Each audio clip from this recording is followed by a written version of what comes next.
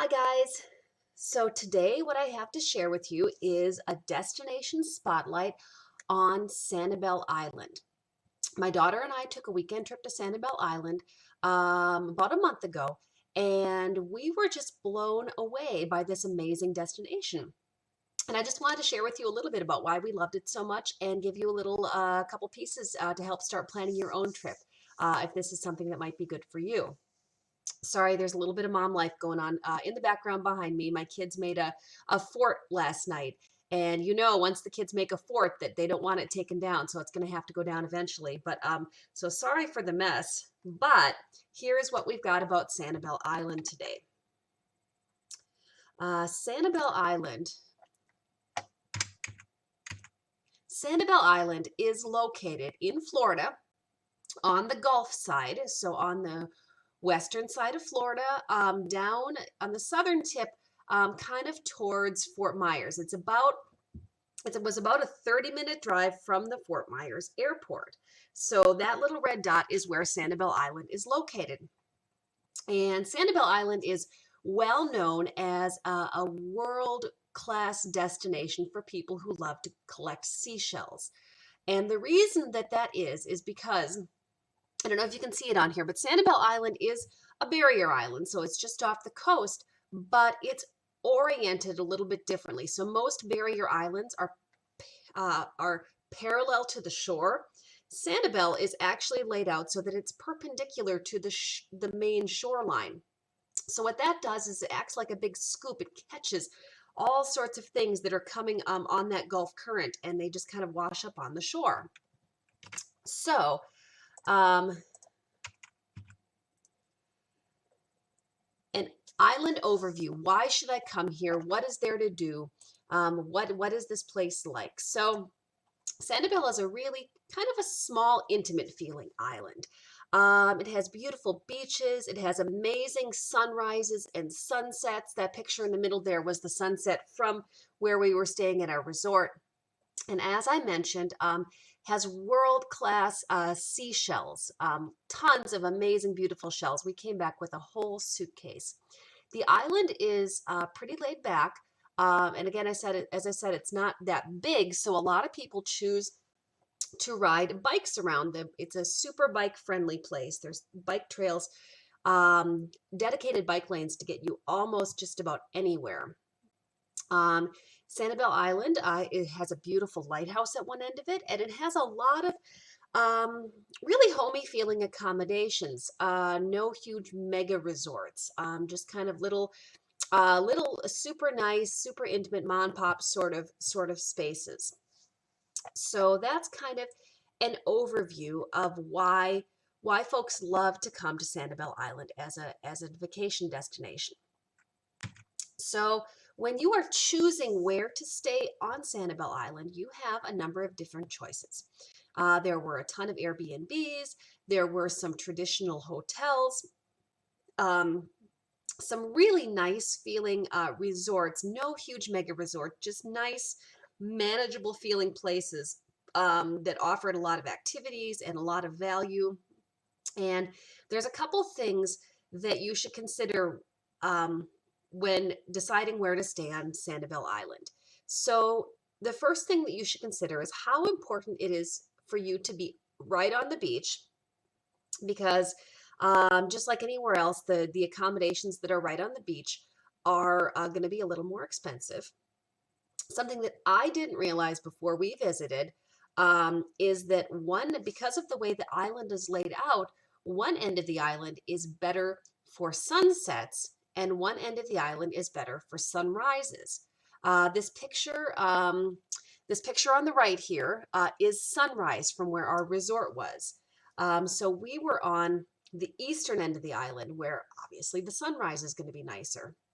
The picture of my daughter here on the left was when we drove down to the other end of the island for the sunset. On the western end of the island, these sunsets are going to be nicer. So depending on which is more important to you is going to affect where you are going to want to stay.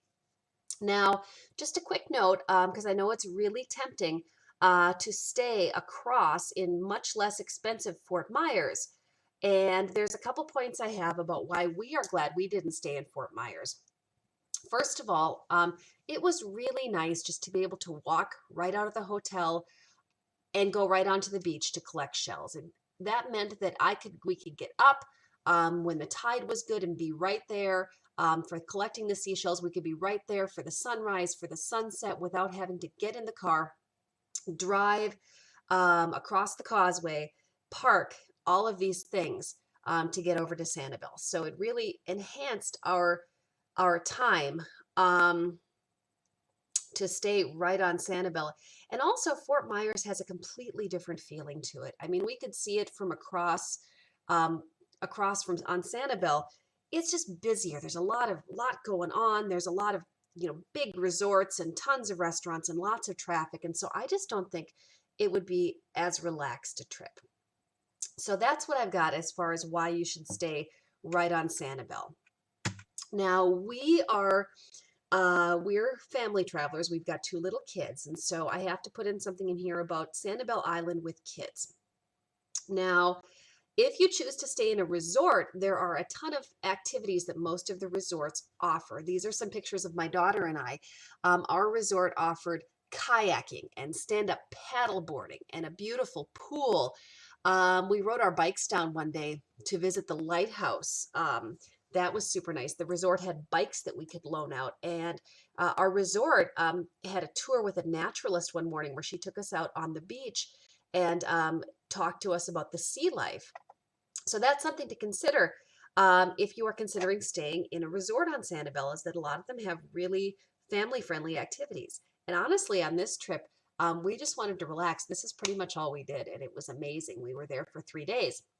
Sanibel also has an amazing seashell museum, the National Museum of Seashells. It has a really great wildlife sanctuary where you can take a tram ride through there, which is really family friendly. There is a clinic for wildlife rehabilitation there. So those are some other things that are on our list for next time. So there's tons of things to do on Sanibel Island with kids. So I've got a couple tips for visiting Sanibel Island. First of all, bring a small empty suitcase because, especially if you have kids, you are going to want something to bring your seashells home in.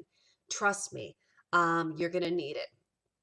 Download a Tide app and make sure at least once get out there for when low tide is going to be, because that is going to be the best time for collecting seashells and for getting to see live sea creatures, live seashells.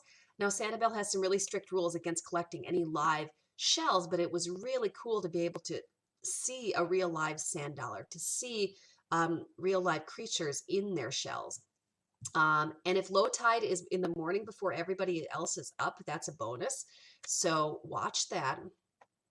Um, and I just have to say, lodging on Sanibel is not necessarily always budget friendly, especially if you want to be on the beach. But I highly recommend spending a little bit of extra money to try to book a resort that is on the beach and that has bikes and kayaks and paddle boards included for you to do, especially if you have kids, because it was so worth it, guys. We had so much fun. So those are some things to consider if you are planning a trip to Sanibel Island. Now, just a couple more things that I wanted to share with you. If you love travel, if you are looking to get the most travel into this next year that you possibly can, we have a really exciting challenge coming up in my family travel Facebook group where we are going to set goals and lay out a travel plan for the whole next year. And if you're watching this later, still come and join because the challenge is going to live in the group, in the unit section in our group. So it's going to be there for you when you get there. But so we've got a lot of exciting things going on in our Facebook group. They're going to help you push the needle on your travel goals. There is the website link. That's going to get you to the Facebook group right there. Sorry. And we are all about helping you crush your family travel bucket list. So we've got some really exciting things going on in there.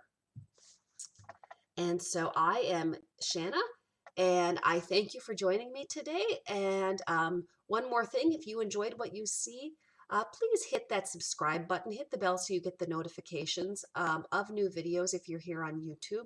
I would appreciate that, and I look forward to seeing you again soon. Take care.